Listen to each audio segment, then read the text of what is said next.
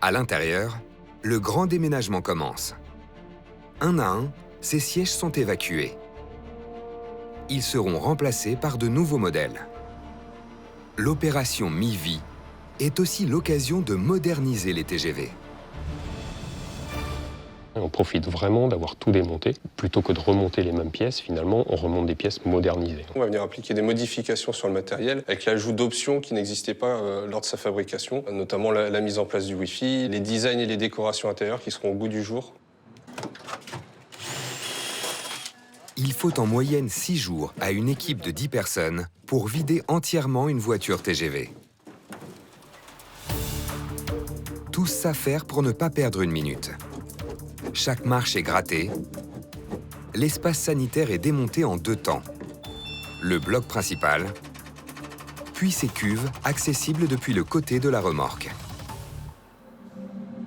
En ce premier mois de démontage, des milliers de pièces s'accumulent sur les passerelles. Pour les équipes, il est capital de les répertorier.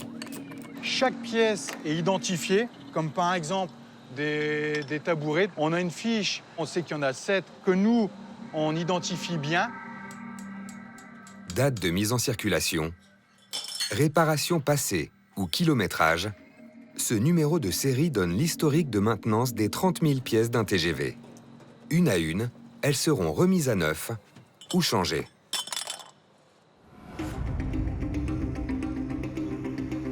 Ces derniers mois, la maintenance des TGV a connu un virage technologique. L'atelier compte par exemple une cabine de ponçage par robot. D'autres approvisionnent les agents en matériel de façon autonome. Et ce n'est pas tout. Une autre innovation facilite le quotidien, le drone. Il permet de contrôler les toitures n'importe où dans l'atelier et de traquer le moindre défaut à distance. Corrosion, structure endommagée, les images sont contrôlées en temps réel. Grâce à cette technologie, les agents n'ont plus à s'harnacher pour escalader les remorques. Le drone a divisé par 3 le temps de contrôle des toitures.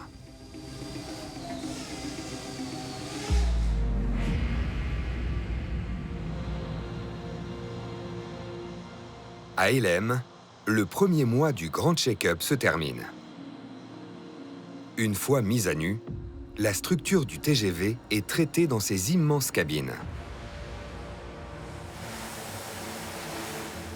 Après un premier lavage à l'arrivée, chaque partie du train est expertisée.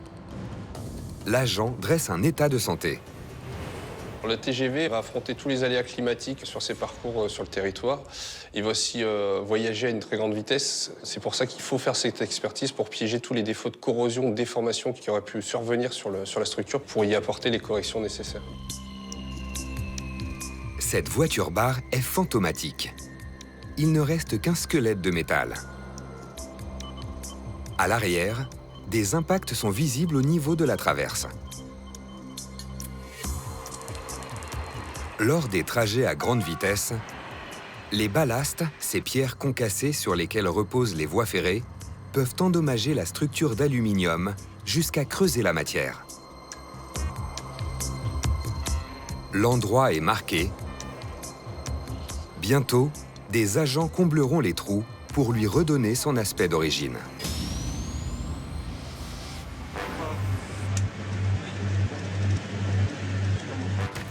La structure n'est pas la seule à être usée par les 800 000 km parcourus chaque année par un train.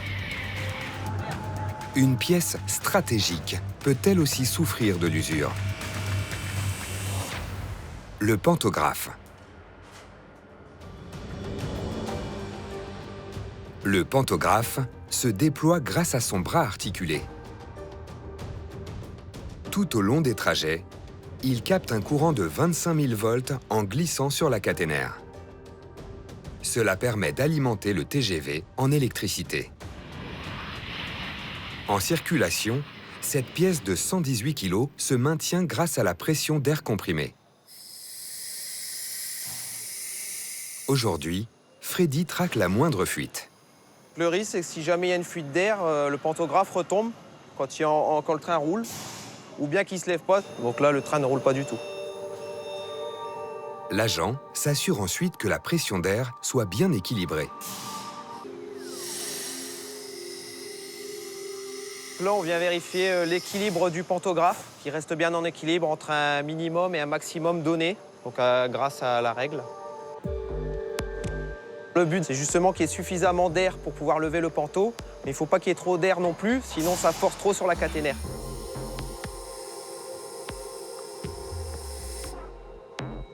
Un peu plus loin, le démontage de cette remorque se poursuit.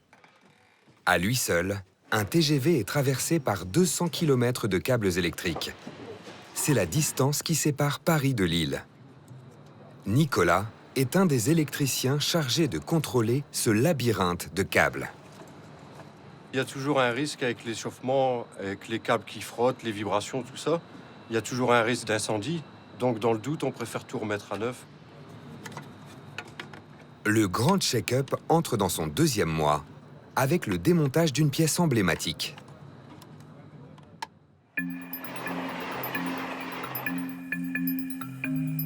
Le nez est la clé de voûte de l'aérodynamisme sur un TGV.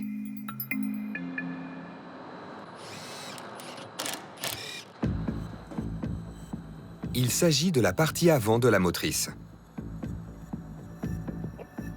C'est un organe qui joue sur l'aérodynamique du train. Et donc on est obligé de l'enlever pour pouvoir intervenir sur les organes pneumatiques et électriques qui sont situés en dessous. Dernière vérification en cabine conducteur avant son démontage. Jean-François! Bon? Bon, attention, on va attendre, hein. La coordination entre ces agents doit être parfaite. On peut encore lever? C'est une opération à cap de difficulté parce qu'on est très limité en jeu. On a des organes électriques, des organes pneumatiques qui sont situés derrière. Voilà, relève un peu. Levez! On est vraiment au millimètre. On n'a pas beaucoup de marge de manœuvre pour retirer le carénage. C'est bon, Romain, tu peux ressortir? Ouais, c'est bon. Bon, c'est la sablière. C'est bon pour moi? Super, ça passe. Tu peux monter un peu. Cette pièce coûte près de 20 000 €. Elle ne doit surtout pas toucher d'autres parties de la motrice. Prêt pour lever? On lève. Le nez est soulevé très lentement